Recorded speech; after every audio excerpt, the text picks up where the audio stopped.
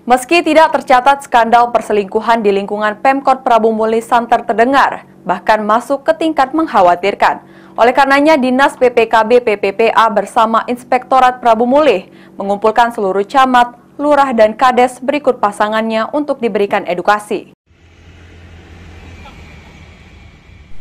Maraknya kasus perselingkuhan di Pemkot Prabu Muli yang sudah mengkhawatirkan, membuat pihak terkait yakni Dinas Pengendalian Penduduk, Keluarga Berencana, Pemberdayaan Perempuan dan Perlindungan Anak Kota Prabu Muli mengadakan sosialisasi KDRT dan perselingkuhan dengan narasumber Kepala Inspektorat Prabu Muli Indra Bangsawan.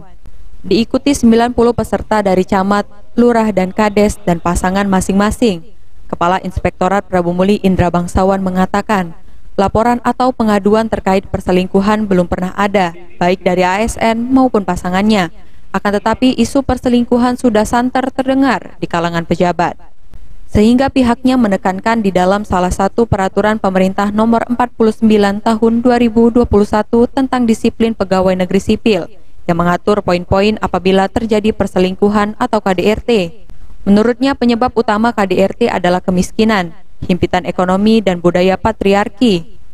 Kepala Inspektorat meminta kepada seluruh ASN untuk menjaga komunikasi dan keharmonisan suami istri.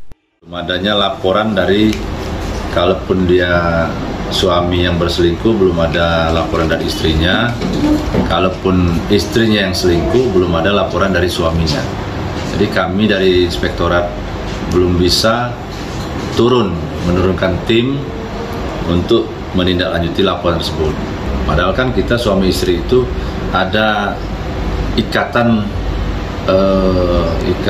lahir batin lah ya, untuk sama-sama menjalankan bahtera rumah tangga itu bersama-sama. Sementara itu, Kepala Dinas PPKB PPPA Prabu Muli Eti Agustina menyebut, materi sosialisasi KDRT dan perselingkuhan diantaranya konsep pencegahan dan penindakan.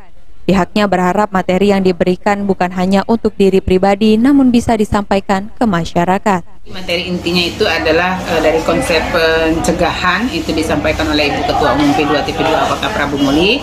Kemudian dari sisi penindakan, ya, jadi kalau PNS yang melakukan hal-hal tersebut, itu ada aturan-aturannya, itu disampaikan oleh Pak Inspektur Kota Prabu Muli.